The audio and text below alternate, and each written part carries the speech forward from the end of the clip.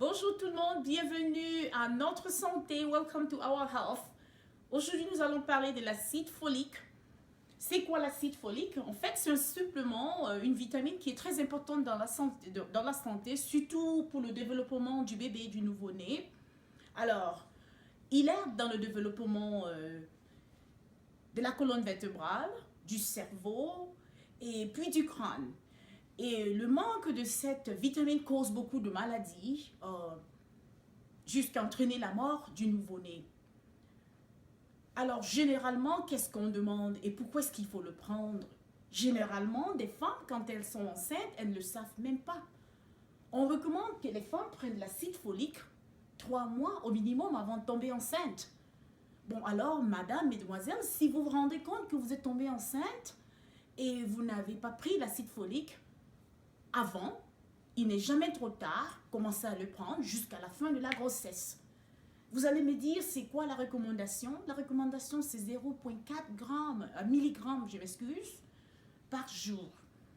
Alors, il y a des gens, par exemple, qui en ont besoin d'un peu plus de 0,4 mg. Quelles sont ces personnes? Des gens qui viennent des familles où, quand vous avez eu un parent ou un enfant qui est né avec une anomalie, quand vous avez des parents, par exemple, malades, ou alors si vous prenez des médicaments tels que les médicaments de l'épilepsie, si vous avez des maladies intestinaux, alors vous avez un problème d'absorption de l'acide folique. Et si vous avez aussi certaines maladies, comme par exemple des gens qui ont le diabète causé par des grossesses, aussi de diabète du type 1 et 2, il est recommandé que vous puissiez prendre de l'acide folique.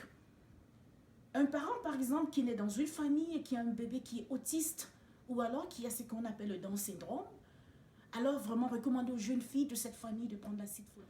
Par exemple, si vous avez des jeunes filles dans des familles et puis dans ces familles, il y a eu des bébés qui sont nés avec des anomalies, il est conseillé que ces jeunes filles, à l'âge de procréation, même avant même de procréer, puissent se mettre dans l'acide folique pour éviter que ce genre de maladie ne puisse arriver à leur bébé. Et puis, bon, ces anomalies, par exemple, peuvent causer la mort. Ces anomalies qui touchent la colonne vertébrale, le cerveau et le crâne peuvent entraîner la mort du bébé. Et des malformations qui ne peuvent pas être remédiées, des malformations très graves. Alors que ces gens, il y a certaines personnes qui vraiment demandent... à qui on demande de prendre l'acide folique en grande quantité. Ces gens, par exemple, qui viennent des familles où il y a des anomalies précédentes, ces gens et des gens qui ont des maladies, par exemple, des maladies cœliaques, des gens qui sont dans la dialyse, ce qu'on appelle dialysis en anglais, des gens qui consomment assez d'alcool, par exemple, l'alcool détruit le foie, et puis peut causer une anémie causée à le manque d'acide folique. C'est un truc qu'on va développer plus tard. Des gens qui ont des maladies du foie, comme je venais de dire, qui peuvent être causées par des virus ou alors l'excès de consommation d'alcool. Et des gens qui ont, par exemple, un pontage gastrique. Et des gens qui ont un diabète, comme je venais de dire, diabète causé par la grossesse, le diabète du type 1 et type 2. Et puis aussi des gens qui prennent des médicaments anti-épileptiques. Ces gens ont, par exemple, un problème de consommation, d'absorption de l'acide folique. C'est pour ça que c'est très important. Alors, toujours est-il que ne prenez jamais plus d'un milligramme, ne prenez jamais plus d'un milligramme par jour. Et surtout aussi, parler aux professionnels de la santé. Si vous venez d'une famille où il y a eu ce genre de problème, vraiment, mes chères sœurs, mesdames et messieurs, parlez-en. Et il est très important parce que ça, c'est recommandé par l'Organisation mondiale de la santé. On s'est rendu compte que beaucoup de bébés qui naissaient, surtout dans les pays en voie de développement, étaient à risque de malformation causée par cet déficit de l'acide folique. Alors, la prochaine question, vous allez me demander quels sont les aliments qui contiennent de l'acide folique ou alors de la folate. Des aliments tels que des légumes, le maïs, des légumes verts, des brocolis, des papayes, des épinards, du chou-fleur, du chou de Bruxelles, des oranges et de la farine, du bon pain, de pain de blé et tout ça. Et toujours est-il que vous devez manger sainement. Je ne veux pas dire qu'il faut remplacer l'acide folique par une alimentation saine. Il faut, en plus de l'acide folique, il faut manger, il faut avoir un repas très sain pendant sa grossesse afin qu'on puisse avoir une très bonne naissance et un bébé en santé. Et par exemple, sur ce tableau, je vais vous montrer. Alors, comme je vous disais, sur ce tableau, vous allez voir une dame qui porte une grossesse. Le bébé est très en santé, il va naître dans ses formes. On peut voir qu'il est bien, pas d'anomalies. On ne voit pas une colonne vertébrale mal alignée.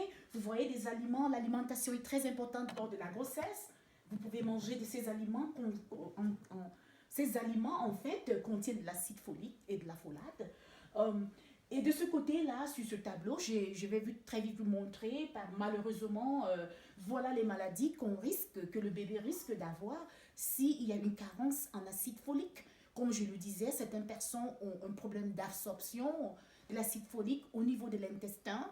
Alors, c'est pour ça qu'il faut en consommer pendant la grossesse pour éviter ce genre de problème. Là, par exemple, c'est le cerveau qui se forme. Là, par exemple, ici, c'est un bébé qui n'a pas de cerveau carrément, il est né sans cerveau. Là, par exemple, il a une prorogation du cerveau au niveau de la nuque. Celui-là, il n'en a même pas de cerveau. Il est né sans cerveau, même pas le crâne. Là, par exemple, on a le spina bifida qui est un peu caché. Ce bébé aussi, ils ont des malformations, mais pas aussi accentuées. Toujours est-il qu'on peut les corriger avec des chirurgies. Là, c'est un spina bifida très grave.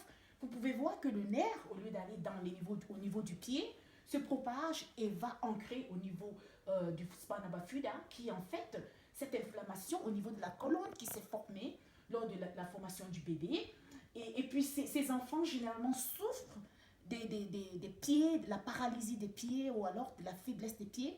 Et puis, généralement, ils finissent sur une chaise roulante. Il faut une chirurgie, une intervention rapide pour souvent les sauver. Et parfois même, l'intervention médicale et chirurgicale ne les sauve pas. Alors, mesdames, messieurs et demoiselles, vraiment, soyez informés. Écrivez-moi, suivez-moi, commentez, dites-moi ce que vous aimez. Et j'essaie de ne pas aller trop dans le médical. J'essaie de ne pas utiliser des formes qui vont vous confondre. J'essaie de faire ce que je peux pour que vous puissiez un peu me comprendre. Alors, si j'ai utilisé des mots et vous avez besoin d'informations, dites-moi. Je vais faire des vidéos pour m'expliquer. Suivez-moi, des prochaines vidéos, je vais parler par exemple du diabète, de l'hypertension, je vais parler de l'infertilité, je vais parler par exemple de l'impuissance chez les hommes, je vais parler de la maladie de la prostate, je vais parler de tout, dépendant de l'audience et des questions qui me seront posées. Alors merci, je suis bilingue. Les prochaines vidéos, je vais la faire, la même vidéo, je vais la faire en anglais. Thank you very much for watching my videos. I am bilingual. The next videos, I will try to do them in English as well so that I can inform people as much as I can. Thank you very much for following me and see you soon. Merci et au revoir.